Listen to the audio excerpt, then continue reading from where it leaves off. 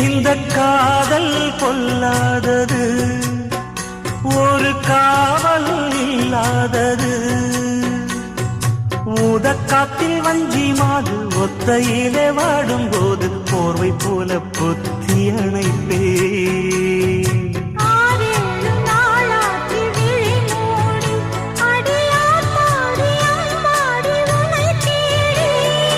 நீதானே மானி என் இளஞ்சோடி, உனை நீங்காது என்றும் என் உயிர் நாடி.